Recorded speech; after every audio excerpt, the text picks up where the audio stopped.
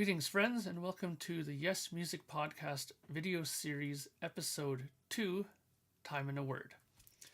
So, as you might have guessed, today we're going to be taking a look at Time in the Word. Time and a Word. So, let's go through a few of the facts really quickly. Time in a Word was released July 24th, 1970. It was recorded between December 1969 and February 1970. It was recorded at Advision Studios in London, England, and was produced by Tony Colton and came out on Atlantic Records worldwide. This album had two singles from it. The first one being the title track, Time in a Word, backed with the B-side, The Prophet. That was released March 27th, 1970, which would have made it a single about 3 or 4 months before it came out. And the second single, which came out in June of 1970, which was a month before its release, was Sweet Dreams, backed with Dear Father, which came out on June 19th, 1970. So, I have a couple of pressings, different ones to show you today, and a couple of interesting things to just really quickly talk about. The main thing about this album that usually people talk about, besides the fact that there's a orchestra on there for their first time, but not their last. Many years later, when they released Magnification, people were surprised to hear a symphony orchestra on that album as well. In both cases, the guitar players, being Peter Banks at this time and Steve Howe many years later, both didn't like the idea of having a symphony orchestra on an album that they play guitar, because strings and stuff like that usually conflict with guitar playing. So, it is what it is. I personally don't mind the orchestra. I thought it added a little different element to the music, but I can see where there might have been a bit of problems with the guitar player in the orchestra. Pardon me. The other thing that usually gets talked about, the main thing that I was going to talk about is the album cover. The original UK pressing of this album had a kind of black and white Dada kind of image on the front, featuring a nude woman, which resembled little regarding the music and the band, apparently. This is right off of the Wikipedia. I got that part. The back cover just had photos of the band members. And it was a sort of artsy-fartsy sort of album cover.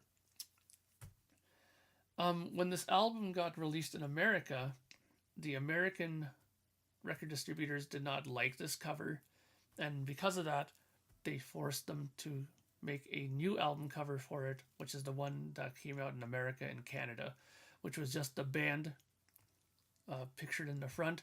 And by that time, when they had redone it, they had already replaced Peter Banks with Steve Howe, and this was sort of a touchy point for Steve Howe, I believe, if I'm not mistaken. Let me just double check that. Yes, I'm sure he didn't really like being put on an album in which he had zero to do with. So, let's take a look at some of the pressings that I have. Now, I have 3 different pressings of this record. The first one that I'm going to show you is a Canadian first pressing. Now, this is the album cover that people, the album cover that Steve Howe doesn't like, because he is right there in that beautiful red shirt. And he's not too hip on this cover. And personally, I think it's sort of a pretty boring album cover, if you ask me. In the back here, you will notice that it's the same pictures of the people, with Peter Banks being on the back cover, which made no sense at all, because while he is on this album playing, they had already replaced him in the band and had put Steve Howe in the front. So why did they keep him in the back? I don't know. But this is the first pressing. You'll see the code there underneath the Atlantic emblem. And let me show you the vinyl. It's very easy to identify a Canadian first pressing because at that time Atlantic Records had a solid red label at the time, which looks like this. And that is a Canadian first pressing. Side 2. And I will put all the necessary information about it on the screen right here.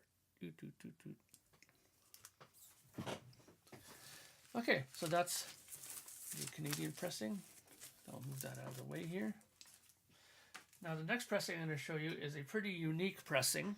I believe our friend Keith, who started the Yes50 page, had posted this one as well. And I mentioned that I had it as well. I'm talking about the German pressing. Now this pressing is vastly different from the American and Canadian and even the UK one.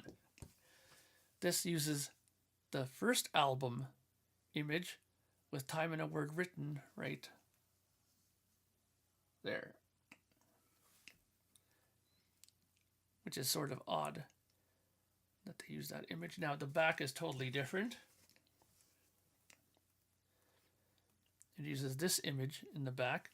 And another thing that's very interesting is if you take a look at the listing, the track listing is very different. Also notice no experience necessary. It's not the full title of the first song. Also, some of the tracks are in wrong order. They're in a different order. And the Prophet is not on this version.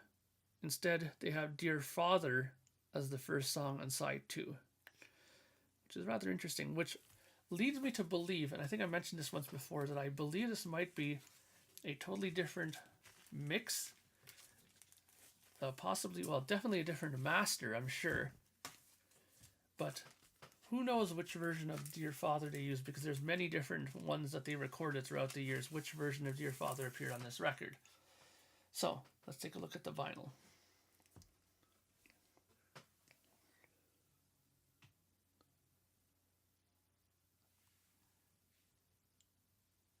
Now, interesting to note that if you take a look at the bottom, it has the manufactured United States Broadway, New York address at the bottom. That's because, that's because the German pressing used the United States first press, the stampers, I mean, for their release. They were probably short on time. They wanted the record out quickly.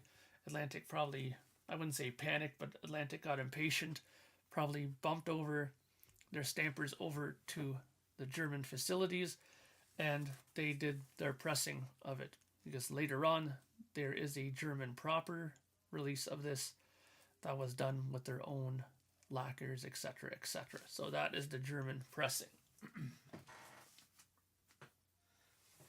And last but not least, we're going to get to the infamous UK pressing with the cover that the United States people did not like, which is this cover right here. I don't have any real issue with this cover, to be honest. I mean, it's not like the world's greatest artwork. I mean, I'd take a Roger Dean cover any day over this, to be honest. But here's the back. And this one's a lot better in terms of how it looks. My Canadian one was a little bit hurt, and in the back the images looked a little screwed up. But this one is much nicer. No ring wear at all on this, which is surprising considering that it is a first UK press. So, or may not be a first, but it is a, no it's not, sorry, it's a reissue, but it is a UK pressing. And here is the vinyl. The dead giveaway that it's not a first press is the color of the label with the green, white, and red. I believe the first ones were the purple and red.